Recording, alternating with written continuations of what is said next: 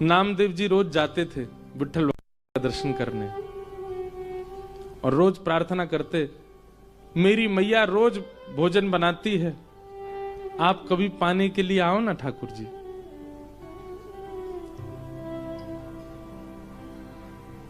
रोज नामदेव जी की एक ही प्रार्थना सुन के ठाकुर जी बोले, हे नामा, अब तू कहता रोज मेरे घर प्रसाद पाने आओ, यहां दर्शन कौन देगा? फिर एक काम हो सकता है। बोले क्या? तू मेरी जगह खड़ा हो जा तो मैं जाऊं प्रसाद पाने। नामदेव जी बोले, ये कैसे संभव है?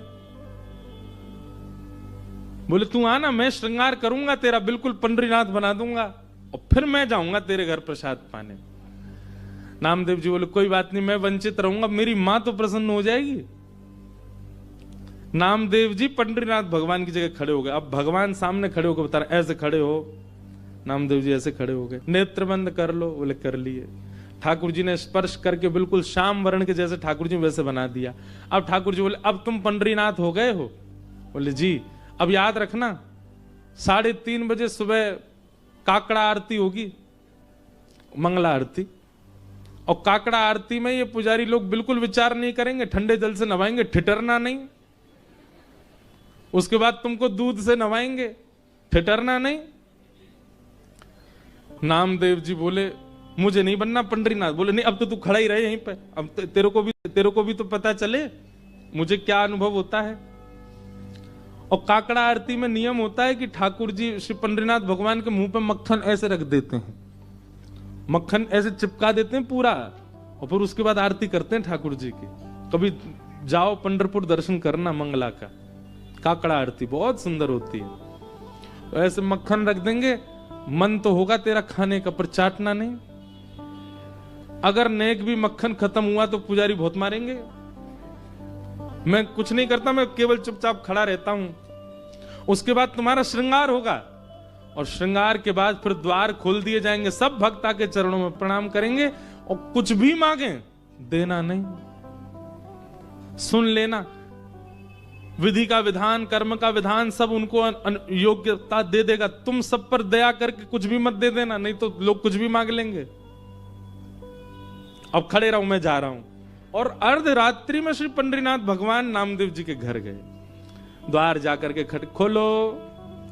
जैसे ही द्वार खोला माने, आहा, जैसे ही द्वार पर पंडरीनाथ भगवान को देखा, नामदेव जी की माता जी तो आनंदित हो गई, चरणों में गिर पड़ी। ठाकुर जी बोले, मैया जल्दी पवाओ, भूख लगी मुझे।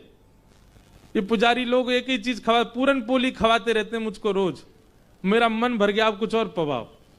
नामदेव जी की माता जी ने सुंदर प्रसाद। नामा कहां चला गया, अभी तक आया नहीं, इतनी देर का गया है। ठाकुर जी बोले, अभी मिलवाने ले चलूंगा नामदेव से, उससे पहले प्रसाद पा लो। ठाकुर जी ने प्रसाद पाया। प्रसाद पा करके महाराज मैया से बोले, कारी सौल लेके आओ, एक कारी कमली लेके आओ। मैया बोली, क्यों? बोले, कोई पहचान जाएगा मुझे, ढक के चलूंगा।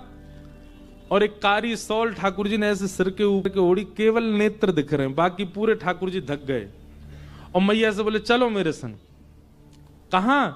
मंगला आरती हो रही है पंडरीनाथ भगवान की, और ठाकुर जी लाइन में खड़े हैं, जहां कतार में वैष्णव खड़े होते हैं, वहां नामदेव जी की मैया के साथ खड़े। नामदेव जी की मैया बोली, आप तो यहां खड़े हो, आरती किसकी हो रही है? बोले, नामदेव खड़ा है मेरी ओर, मेरी जगह नामदेव खड़ा, आज उसकी आरती होगी और मैं उसका दर्शन करूंगा। जैसे ही भीतर पहुंचे, श्री नामदेव जी की आरती चल रही है, पंडरीनाथ बन के खड़े हैं और दूर दर्शनार्थियों में खड़े श्री पंडरीनाथ जी बलैया ले रहे हैं। आहा, मेरा नामा कितना प्यारा लग रहा है, कितना सुंदर लग रहा है मेरा नाम। जैसे ही ठाकुर जी पहुंचे गर्भगृह में, तो नामदेव जी ने नेत्र खोल के ठाकुर जी को देखा। अब नामदेव जी घबराए, बोले, ये कहीं मुझे प्रणाम ना कर लें। ठाकुर जी बोले, आज तो नामा रोक नहीं पाएगा। और तुरंत ठाकुर जी ऐसे सिर झुका के वंदन, नामदेव जी के नेत्र सजल हो गए। ठाकुर जी बोले, रोइयो मत, पुजारी देख लेंगे, ठाकुर के आंसू आ रहे हैं। आहा, आज भी पंढरपुर में 365 दिन में एक दिन आता है, उस दिन आज भी यही भाव रखा जाता है कि श्री पंडरीनाथ भगवान नहीं, आज नामदेव जी खड़े हैं। और उस दिन जितने वैष्णव दर्शनार्थी आते हैं सबको प्रणाम करते हैं। क्यों? बोले इन वैष्णवों में कहीं ना कहीं पंडरीनाथ आए होंगे दर्शन करने के।